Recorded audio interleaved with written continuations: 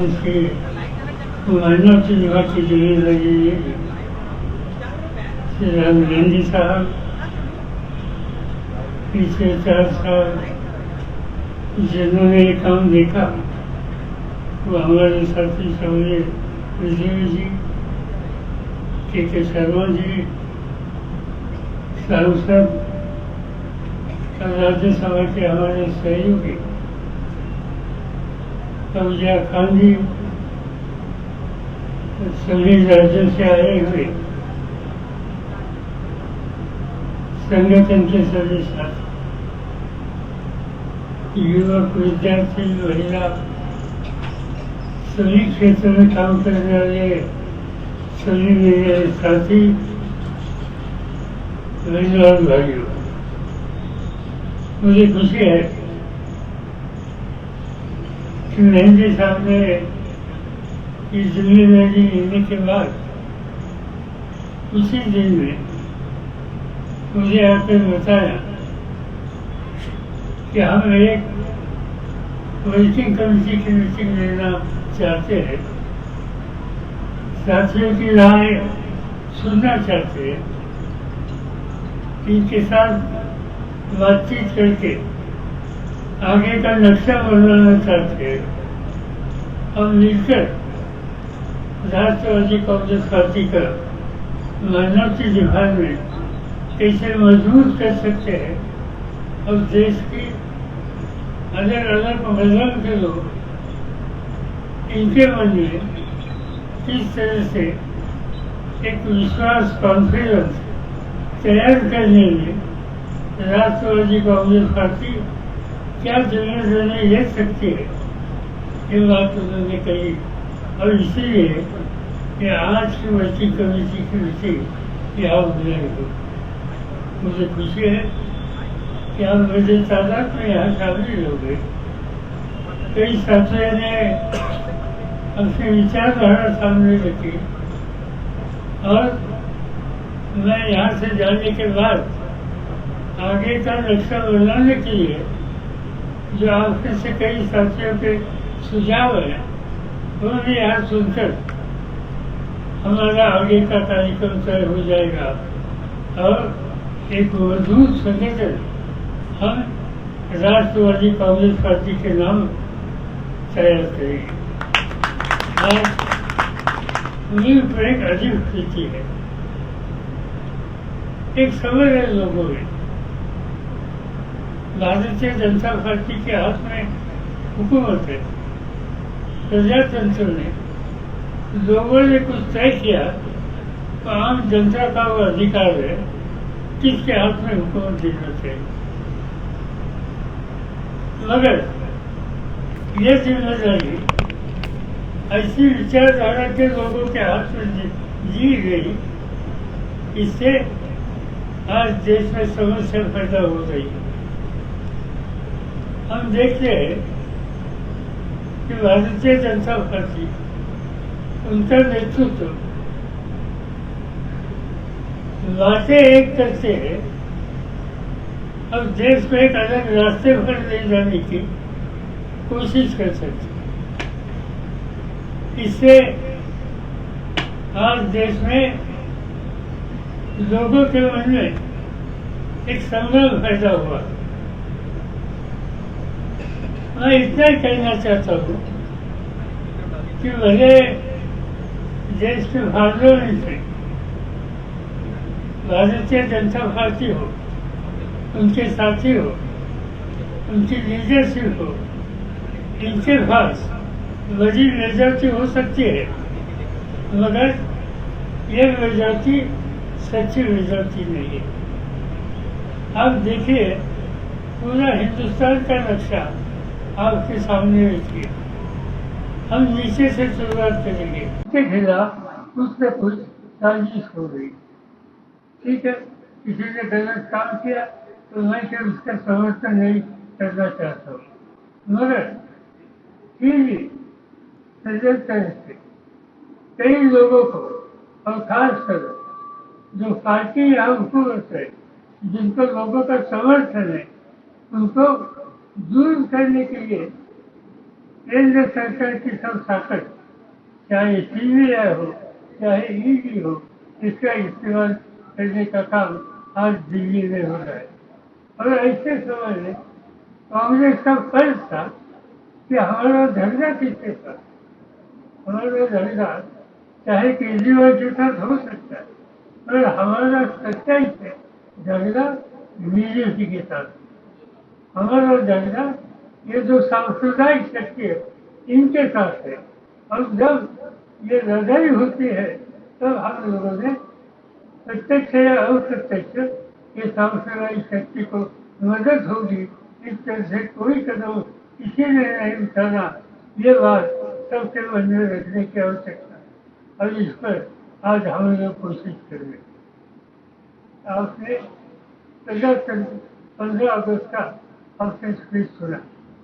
देश के सामने कई सालों से जवाहरलाल नेहरू जी के जमाने एक सिस्टम है कि हम देशवासियों को संबोधित करते हैं, देश के प्रधानमंत्री, और देश का आगे का नक्शा, हमारी नीति क्या रहेगी वो देश के सामने कहे। जब भाषण सुना तब उन्होंने महिला के बारे में भी अच्छी बातें कही, महिला के सम्मान की बात की। एक तरह से महिला के सम्मान की बात होती है, और 2 दिन के बाद हम देखते हैं गुजरात सरकार इस तरह से कदम उठाते कि हमें शर्म लगती है। नीचे वालों में क्या हुआ, कितने अत्याचार हो गए, किस तरह से अत्याचार, उनके घर के बाल बच्चों क्या हुआ, किस तरह उनके ऊपर हमले हो गए, परिवार के सदस्य उनके खिलाफ क्या किया गया, कोर्ट में मैटर गई, नीचे के कोर्ट ने सजा दी, हाईकोर्ट ने सजा दी, सुप्रीम कोर्ट ने सजा दी। ये सब होने के बाद और इतना बड़ा अत्याचार महिला के ऊपर करने के बाद वहाँ की हुकूमत एक दिन तय करती है कि ये बड़े शरीफ लोग थे, अच्छे लोग थे, पंडित थे, ये थे और थे, और उनको छोड़ने का काम किया। ये महिला की इज्जत है। जो सजा उनसे लाल किले से भाषण दे दिया और देश की महिला के बारे में जो कुछ रास्ता दिखाने की कोशिश की, यही रास्ता है। इससे क्या हम पूरे देश को संदेश देते। ये काम बहुत गलत किया है, मगर ये उनकी नीति है, ये उनका काम करने का तरीका है, और इस रास्ते से वो जाना चाहते हैं। और इसलिए हमें ये देखना होगा कि ऐसी समस्या जो पैदा होती है तो देश के खास तौर पर माइनॉरिटीज के मन में एक जो आशंका पैदा होती है वो दूर करने का काम, जैसे फौजिया जी ने कहा, मैं उनसे सहमत हूँ। जब इस तरह की बात आती है इसमें पूरे देशवासियों ने अपनी बात सबके सामने रखनी चाहिए, मगर इसमें जिनके ऊपर हमला होते हैं वो लोगों ने थोड़ा पीछे रहना चाहिए। और हमारे जैसे लोग हैं, हमारे जैसे नॉन माइनॉरिटी के लोग हैं, उन्होंने सड़क पर उतरने की तैयारी ये रखनी चाहिए। और हमें देश के सभी साथियों को एक कॉन्फिडेंस देना चाहिए कि आप अकेले नहीं, पूरा हिंदुस्तान, पूरा देश आपके साथ इस रास्ते से हम लोगों को जाने की आवश्यकता आ रही। कई बातें हैं, कई कदम हम लोगों ने उठाई, सरकार ने हमारे कुछ प्रयोग, जहाँ तक महाराष्ट्र की बात यहाँ की गई, माइनर चीज को वहाँ कई क्षेत्रों में रिजर्वेशन देने की बात की। रिजर्वेशन का निर्णय लिया, कुछ लोग कोर्ट में गए, और अच्छी बात है कि वहाँ हाईकोर्ट ने माइनर चीज को आरक्षण देने का जो प्रस्ताव था उसका समर्थन किया, हुकूमत बदली, वो स्थितियाँ दूर किया गया। ये क्या बात है। आज पूरे देश में हम देखेंगे गरीबी कहाँ जा रहा है, शिक्षा की कमी कहाँ है। मैं देखता हूँ गाँव में जाकर जितने मुस्लिम स्त्री आ रहे वहाँ गरीबी मुझे ज़्यादा दिखाई देती, वहाँ शिक्षा की कम दिखाई देती। नौजवान मेहनत करने के लिए तैयार है और उसकी पढ़ाई अच्छी हो जाएगी, उसको आगे मौका मिलेगा तो उनका परिवार इसका चेहरा बदलेगा। और इसके लिए आज कुछ न कुछ आरक्षण की मदद की वहाँ आवश्यकता है। जो वीक सेक्शन होता है, दुबला होता है, इसके लिए आरक्षण होता है। जो मजबूत होता है उनका आरक्षण की आवश्यकता नहीं। और आज इस देश में जैसा गरीब एक पिछड़ा हुआ है, दुबला है, आदिवासी रहता है, इसी तरह से माइनॉरिटी की स्थिति इस देश का अलग नहीं है। कुछ चंद लोगों की स्थिति अच्छी होगी, मगर अब बड़े पैमाने पर आज जहाँ हम गरीबी देखते हैं, इसमें अब माइनॉरिटी का सेक्शन हम नजरअंदाज नहीं कर सकते। और इसीलिए उनको आरक्षण की आवश्यकता थी। और इसीलिए हम लोगों ने, और खासतौर पर राष्ट्रवादी कांग्रेस पार्टी ने ये आरक्षण की नीति महाराष्ट्र में शुरुआत की। आज वहाँ हुकूमत बनी, उन्होंने इस तरह के कदम और वहाँ जो जिसकी आवश्यकता थी उसको पहले मंडल कमीशन देखिए। मंडल कमीशन ने देश को एक नया रास्ता दिखाया और मुझे खुशी है जब मेरे हाथ में महाराष्ट्र की हुकूमत थी तो देश में पहला रास्ता कि मंडल का अमल करने के लिए हम लोगों ने तैयारी की, डिसीजन ले लिया। क्योंकि माइनॉरिटी, आदिवासी हो, अन्य कंट्री के लोग हो, जो गरीब है उनको उनका हिस्सा मिलना चाहिए, ये सूत्र हम लोगों ने किया। और ये आज पूरे देश में करने की आवश्यकता है। और इस बारे में किस तरह से काम होगा, इससे एक आशंका हम लोगों के मन में आई। आज हुकूमत उनके हाथ में, अगर हुकूमत में इख्तियार किस तरह से किया जाता है, जो राजनीतिक दल या राजनीतिक नेता, जो राजनीतिक विचारधारा इनके खिलाफ है, इनके खिलाफ ये देश का जो हुकूम आपको मिला है इसका गैर इस्तेमाल आज किया जाता है, चाहे सीबीआई हो, चाहे ईडी हो, चाहे आईटी हो। इन लोगों से मजबूत से टकराव करने की आज आवश्यकता है। आप देखिए महाराष्ट्र के होम मिनिस्टर थे, इनका नाम था अनिल देशमुख। अनिल देशमुख एक मेहनत करने वाला मजबूत होम मिनिस्टर था। कुछ इशू हो गए, उनको अरेस्ट किया गया। अरेस्ट करके इनके खिलाफ चार्जशीट दे दी। चार्जशीट क्या दे दी कि उन्होंने किसी के पास से 100 करोड़ हुए उनके एजुकेशन इंस्टीट्यूशन के लिए डोनेशन दी और इसलिए पैसा लिया। तो किस लिए लिया? एजुकेशन के लिए। कितना लिया? 100 करोड़। चार्जशीट दे दी।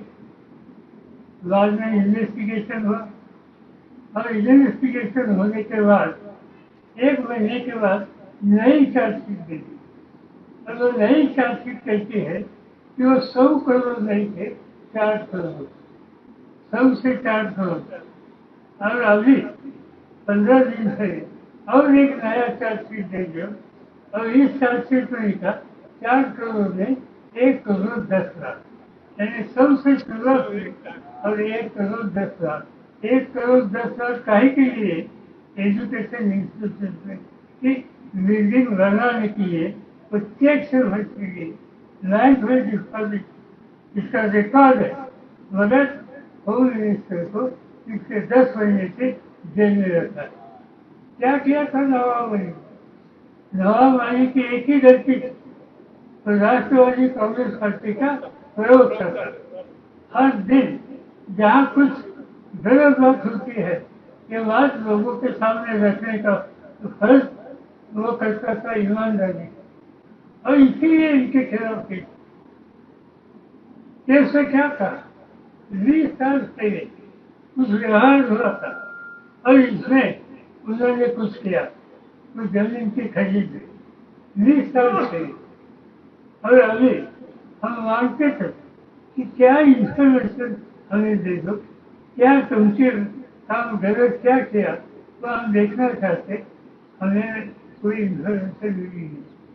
आज इस देश में एक कानून हम लोगों ने किया, जब हम लोग यहाँ तीसरे गवर्नमेंट में थे, और तब एक कानून हमने किया, राइट ऑफ इंफॉर्मेशन। कोई भी इंफॉर्मेशन चाहिए तो मांगने का अधिकार सिटीजन का होता है। जब नवाज मलिक के खिलाफ ये केस हो गई, इनके बारे में ये कहा गया कि उन्होंने गलत काम किया। हमारे कुछ साथियों ने राइट ऑफ इंफॉर्मेशन से इंफॉर्मेशन मांगी नवाब मलिक के बारे में, और इंफॉर्मेशन आ गई कि जो इनके खिलाफ चार्ज है, ऐसा कोई काम नवाब मलिक ने किया नहीं। ऐसा लिखित आज इंफॉर्मेशन वहाँ आई है, ये देख सकती है। ये क्या है? आपके खिलाफ कोई राजनीति में होता है, प्रजातंत्र में, जमहूरियत में बोलने का अधिकार नहीं। कुछ गलत काम किया तो बोलने का अधिकार नहीं। अच्छा, हमने कुछ गलत बात की तो हमारे खिलाफ केस करिए, डिफॉर्मेशन करिए, कुछ भी करिए, और बोला इसे 10 महीने से जेल में रहना और उनके फरियाद को सताने का काम वहाँ करना। वहाँ सामने नाम का एक मिनिस्टर, इसका एडिटर मेरे साथ पार्लियामेंट है, संजय राउत उनका, ये उनका नाम। फिर से 15 या 3-4 हफ्ते से उनको अरेस्ट किया गया। काय के लिए अरेस्ट किया? जैसे नवाब मलिक ये सरकार की जो दूसरी चीज है, देश के सामने रखने का काम करता था, वैसे ही संजय राउत लिखता था, तो एडिटर था, और इसीलिए उनके खिलाफ केस की गई। मैंने पूछा उनके फरियाद को, जब आप खाना देने के लिए जाते हैं तो पूछिए कि उनको क्या सवाल पूछते, क्या इन्वेस्टिगेशन उनका चालू है। तो हमें इंफॉर्मेशन मिली कि उनका इतना ही पूछते हैं कि मुंबई शहर में कोरोना हुआ था, तब जो कोई दवा पानी दिए, इसके लिए कितना खर्चा हो गया। ये बोलता है मैं न्यूज पेपर में काम करता हूँ, मैं एडिटर हूँ, वहाँ कितना खर्चा हुआ तो डॉक्टर को पूछो, हॉस्पिटल को पूछो, मुझे क्यों पूछ रहे?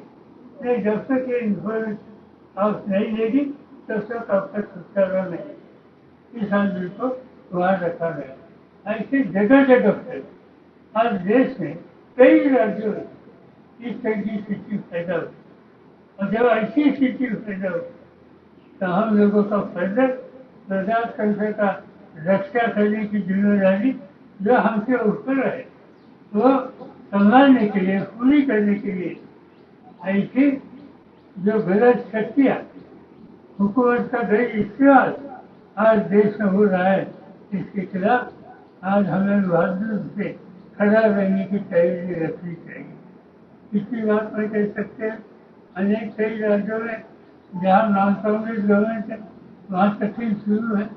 आप देखते हैं पश्चिम बंगाल में हर दिन किसी एमएलए के खिलाफ, किसी एमसी के खिलाफ, किसी मिनिस्टर के खिलाफ कहीं ना कहीं से रेड आज शुरू है। आज लोगों में, गांव वालों को इससे पहले पुलिस केस मालूम थी, पिछले कुछ सालों में सीबीआई मालूम हुई, और अभी ईडी आ गई। आज गांव में पूछते ईडी क्या, गांव में कुछ झगड़ा हो गया तो गांव वाला किसान अपने साथियों को बोलता हो कि भाई तुम ये ठीक करो, नहीं तो ईडी लगाओगे।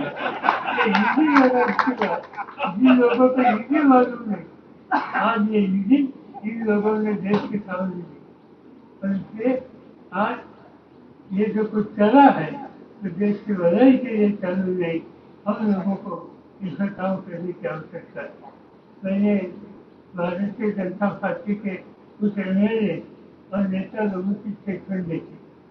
हमारे यहाँ एक एमएलए साहब ने कहा उसका ये कांग्रेस छोड़कर आज बीजेपी में गया। उनको सवाल पूछा मीडिया वालों ने आपने ये क्यों किया? उन्होंने जवाब दिया, मैंने पार्टी बदली, मैं निजी ट्रेन में गया और मुझे खुशी से नींद आती है। अभी कोई इसी चीजें मेरे खिलाफ है, कैसे बहुत थे मगर अभी सब खत्म हो गए। वहाँ एक धुलाई का मशीन है, इस मशीन में जाए तो हम क्लीन होकर बाहर आए। और ये काम आज यहाँ हो रहा है। ये बात देश के प्रजातंत्र के लिए, डेमोक्रेसी के लिए बिल्कुल ठीक नहीं। अब इससे हम लोगों को सोचना होगा। और मुझे याद है कि 1975, 76, 77 ऐसी स्थिति देश में हुई, इमरजेंसी आई, लोग जेल में गए और तब सब लोग कहते थे कि अगले 25 साल देश में बदलाव नहीं आएगा। ये बात 76 की थी, 77 तक चुनाव होगा और आपने देखा कि सरकार बदली। कई लोग होते जिनका नाम मालूम नहीं था, वो हरी वोटों से जीत गए।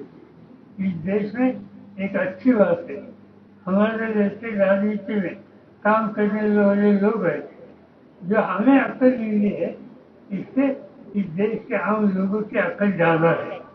और वो अक्लमंद लोग देखते हैं, बोलते नहीं, मगर जब समय आता है तो काम ठीक करते हैं और सबक सिखाते हैं।